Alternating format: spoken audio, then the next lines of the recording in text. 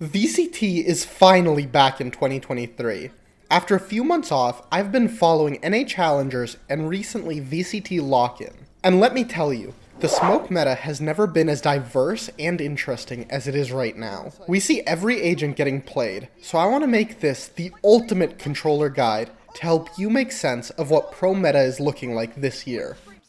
But before we look at any gameplay or strategies behind each agent, one of the most important aspects of Valorant is choosing a good team comp, which I think is especially true when playing controller.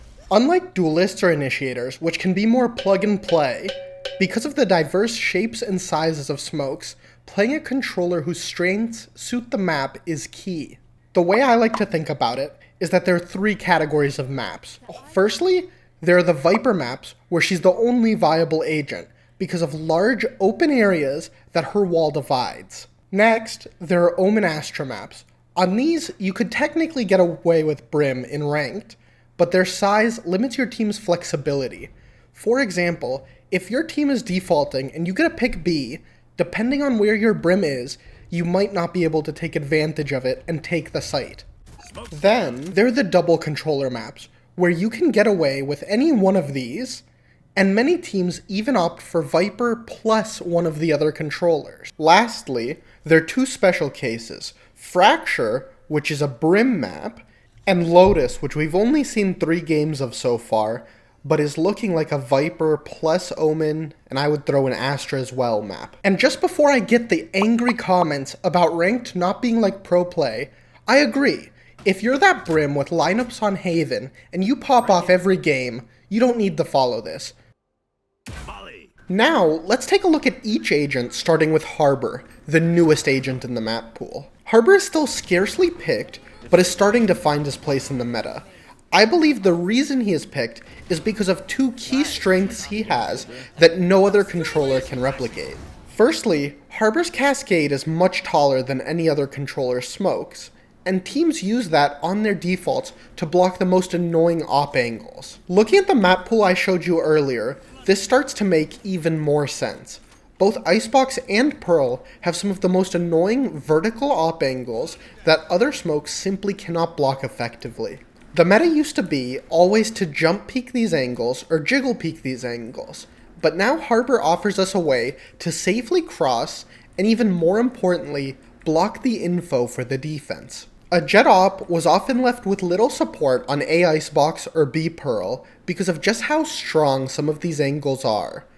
With the Harbor walls I showed you, it forces Jet to play a more passive angle that importantly denies full info of the site. Along with its height, the width and shape of Harbor smokes allows him to block off some key chokes that require other controllers to use 2 smokes. This choke on Pearl, for example, requires Astra to use 50% of her entire kit for the round, just to completely smoke. Secondly, Harbor is different from other controllers because of his Cove. This ability is straightforward to get value out of. Teams use it to secure plants on open sites. Again, knowing Harbor's strong maps, this makes sense.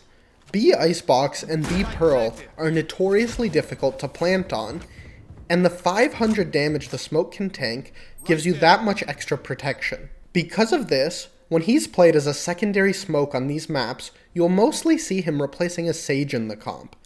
In fact, his Cove has more HP than the unfortified Sage wall. While these are factors that differentiate Harbor in the agent pool, make sure to get subscribed for a full comprehensive guide that I'm working on now. Next, let's look at an agent on the complete opposite side of the spectrum.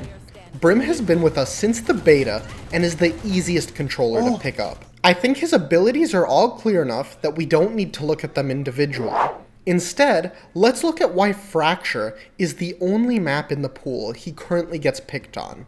Ripbind. Fracture is a large map, but unlike the others, its layout lets Brim play towards spawn on defense on either site, and he can quickly smoke any entrance his team needs. And while there are lots of chokes, all of them can be completely covered by a single Brim smoke on both attack and defense. Similarly, his molly can be used off contact to delay a push while his team makes the quick rotate to support. Lastly, the The reason I think we've seen Astra and Viper mostly phased out of the meta, who have been the alternatives to Brim on Fracture in the past, is because of the new KJ ult changes. Her ult is insanely strong right now, and I think Brim has taken over on Fracture because he gives you another desperately needed option of counterplay to the KJ ult. Without the Brim ult, you are almost forced to relinquish the B site.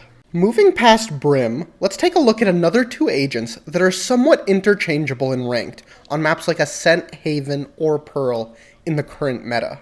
Astra and Omen have been staple since their releases in the Valorant meta. They both provide universal map pressure with the unlimited and near unlimited ranges on their smokes. Their ability to play smokes without worrying about where you are on the map allows you to lurk, anchor, or throw fakes.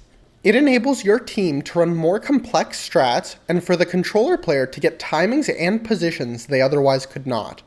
However, what differentiates Omen and Astra? In the current meta, they're more balanced than they have ever been. Choosing between them mostly comes down to your own or your team's playstyle. Astra plays a lot closer to a sentinel. Her suck, stun, and wall provide lots of delay that helps you anchor a site alone or defend a planted spike on attack. On the other hand, Omen's key team playability is his flash. He plays slightly more like an initiator and how he helps your team entry and clear large areas. However, at the pro level, you can see there is actually a strong preference towards either Astra or Omen on specific maps. Ascent, for example, is in theory a map where either controller is strong, but recently Omen has been edging Astra out of the meta, because he is able to throw some incredibly strong one-ways. This one on Cat, for example, you simply cannot push through on attack. On the other hand, on a map like Pearl, Astra is strongly favored by pros because her larger smokes more completely block off angles, and importantly, her recall allows you to cross B long, or even just put pressure long, every single round without wasting any util. Another great example of this is this smoke, which would act as a one-way with Astra, but with Omen gives defenders an angle to peek under. Lastly, there's Viper, who sort of fills two roles in the current meta. Similarly to Harbor, she's often played in double controller comps. On Split and Pearl, and sometimes Lotus, these double controller comps, Viper's enabled to use her util to consistently cut sightlines and put pressure on a side of the map because her wall is not needed for the execute. Split is a great example of this. On attack, you will often see pro Vipers throw an A setup like this. Her wall blocks the long op angle from screens, and the smoke blocks the other angle from heaven.